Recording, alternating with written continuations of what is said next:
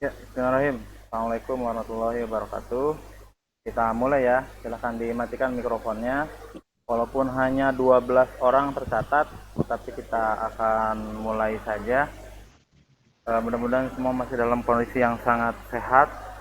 Ya, kemarin informasi terbaru ya kita Pak, kita tar dulu, jangan dulu nanya Indri. Baru manheula mikrofon aku parek nyari. Mudah-mudahan semuanya masih pada sehat. Video Bapak nggak ada, nggak apa-apa nih, Bapak sedang ngerekam. Ya, jadi video Bapak nggak kelihatan nggak apa-apa. Kita sedang memasuki himbauan yang paling terbaru kemarin karena kasus COVID kembali meningkat. Ya, beberapa daerah akan melakukan pilkada, apalagi setelah itu mungkin nanti cukup berat. Nanti kita lihat hasilnya seperti apa. Tapi mudah-mudahan tidak sampai ke kita ke Subang, ya. Sehingga kalian tetap jaga protokol kesehatan meskipun ke sekolah. Tolong di sekolah tidak bergerombol, dijaga jaraknya, pastikan semua dalam kondisi yang sehat ketika datang ke sekolah. Kita mulai pembelajaran, harus lebih semangat lagi. Nilai rapot kemarin yang keluar harusnya menjadi dasar, harus menjadi dasar kalian eh, bisa evaluasi diri. Ya, itu nyata. Meskipun kita tidak ketemu, ulangan juga praktek dilakukan dalam daring, ya, tapi ya nilai ada tetap. Ya, makanya itu jadi bahan evaluasi bahwa kerja keras kita hanya sampai di situ, dibuktikan dengan nilai yang kalian terima. Ya, suka tidak suka, karena Bapak pun kemarin apalagi nilai praktek berusaha sangat objektif. Yang di rapotnya mata pelajaran Bapak belum lulus, belum tuntas, itu karena kalian berarti kemarin perbaikan nilai dengan tugas yang lain, semacam ngisi LKS atau hal yang lainnya. Tetap aja, kalian kan belum praktek, berarti Bapak tidak diluluskan. Apalagi yang menemukan nilai di skill pasport kemarin nilainya belum kompeten. Itu juga diantaranya termasuk yang kalian tidak ikut praktek langsung pada saat jadwal PTS kemarin. Ya, karena yang Bapak berikan nilai kompeten kemarin, itu berarti dia yang ikut praktek dan dinyatakan kompeten oleh Bapak, lulus praktek. Peluangnya nanti ada proses perbaikan di jadwal pas penilaian akhir semester. Jadi setahun kalian punya peluang 4 kali setahun.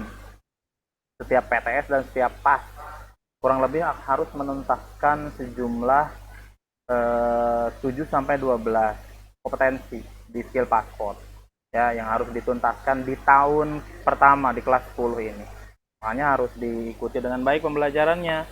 Dan karena kita terbatas untuk ketemu, Bapak juga kadang disibukkan dengan pekerjaan yang lain di sekolah, berarti kalian harus banyak baca di rumah. Kan mata pelajaran sudah jelas gitu. Kemudian LKS, beberapa mata pelajaran terutama yang produktif kalian punya juga LKS. Jadi mohon dipelajari di rumah. Nanti bisa jadi kalian kalau mau praktek sendiri di rumah, silahkan konsultasi ke Bapak. Kita sangat terbatas, ya. Contoh hari ini. Jadi hari ini kita ada dua mata pelajaran, satu korespondensi, satu kearsipan. Ini ketemu sekarang. Maksudnya dalam materi yang sama ketemu. Di korespondensi kita masuk ke pengetikan surat, pembuatan surat. Itu berarti eh, kita baru mulai membuat surat, baru mau praktek membuat surat di pelajaran korespondensi. Di pelajaran kearsipan kita ketemu dengan materi pengarsipan surat keluar. Makanya pas ketemu.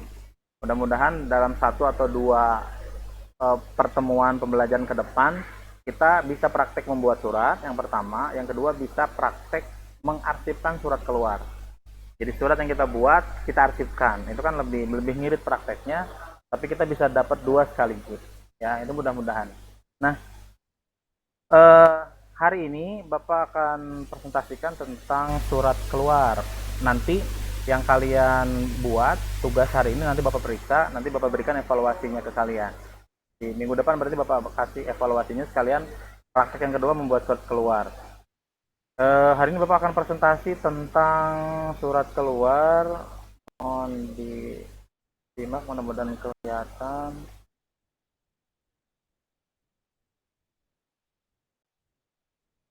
Dijawab seorang, kelihatan presentasinya? Siapa yang jawab? Kaila atau Aira jawab, kelihatan nggak ini? Nyalain mikrofonnya. kelihatan. Kelihatan. Oke. Oke, makasih. Tutup lagi mikrofonnya. Ini materi lama sebenarnya, ya, tapi masih up to date hingga hari ini. Karena kalau proses itu tidak berubah dari sejak lama.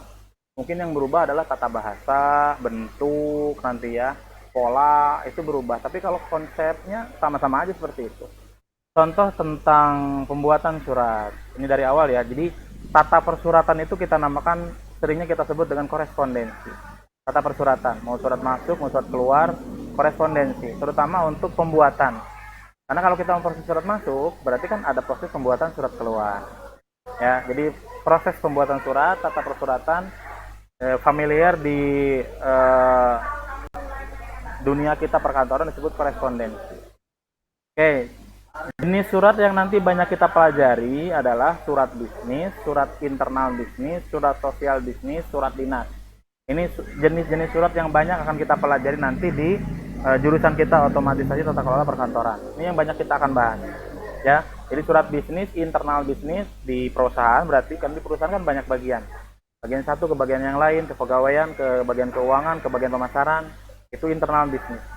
Sosial bisnis itu nanti hubungannya dengan mata pelajaran humas di kelas 11 atau kelas 12, di mana kita akan berhubungan dengan masyarakat sekitar, berhubungan dengan perusahaan di sekitar, ya. Ya nanti kan itu memerlukan dokumen, memerlukan surat yang kita kirimkan atau kita buat, atau bahkan kita menghasilkan surat dari mereka tentang masalah sosial. Yang keempat nanti bicara tentang surat dinas. Itu kalau di mata pelajaran kita, gandeng atau Pak Pudin, ya, surat dinas yang dimaksud adalah surat perintah perjalanan yang banyak kita buat nanti ya, surat perintah untuk melakukan kegiatan kepanitiaan. Nah, itu surat dinas. Jadi surat dinas bukan surat dari pemerintah, walaupun kita nanti diantaranya memproses surat yang datang dari pihak pemerintahan ke kita, ke perusahaan kita.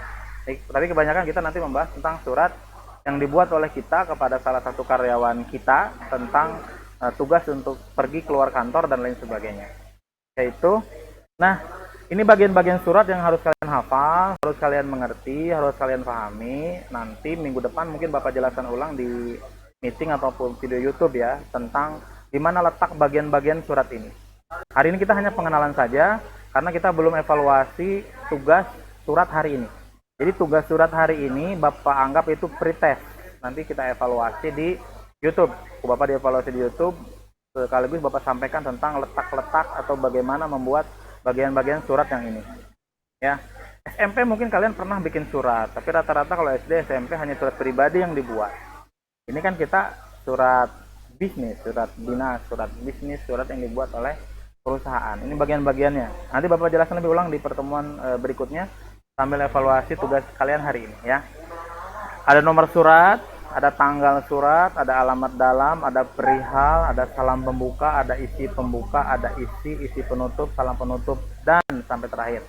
Nanti di bawah juga Bapak jelaskan sedikit. Oke, ini contoh bentuk nomor surat. Ya, ada nomornya. Kemudian ini adalah biasanya kode-kode seperti ini adalah singkatan nama bagian, singkatan perusahaan, ya. Jadi boleh ini bebas, tapi tolong tidak berlebihan, tong panjang-panjang ting. Contoh kalau di Yadika ya, biasanya misalkan 098 garis miring YAK, itu dari singkatan dari Yadika. Garis miring misalkan bidang pendidikan, nah gitu ya. Jadi nama perusahaan, nama bagian, di sini boleh singkatannya. Kalian boleh tentukan sendiri, asal jangan berubah-ubah. Ini adalah Romawi, ini adalah bulan. Kalau 9 berarti ini bulan September. Iya September. Ini yang terakhir ini adalah tahun 12, biasanya 2012.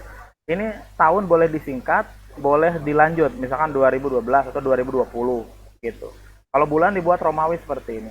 Boleh juga tidak menggunakan garis miring, menggunakan titik seperti ini. Ya, seperti ini contohnya. Itu nomor surat.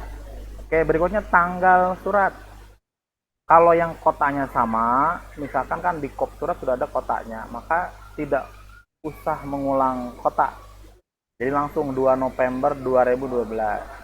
Kalau kop surat dibuat beda dengan kita, misalnya gini, perusahaan kalian di Jakarta, tapi tiba-tiba kalian sama pimpinan kalian sedang bepergian ke Bandung. Berarti kan surat dibuatnya di Bandung. ditandatangan pimpinan kita yang sedang bekerja di Bandung, di luar kota. Maka nanti kotanya dibuat di sini, misalkan Bandung, ini Bekasi, misalkan kantor kalian di Jakarta, pimpinan sedang di Bekasi, maka Bekasi 2 November 2012. Kalau kalian di Jakarta, bikin surat di Jakarta, maka tidak usah di sini dibubuhkan nama kota, langsung 2 November.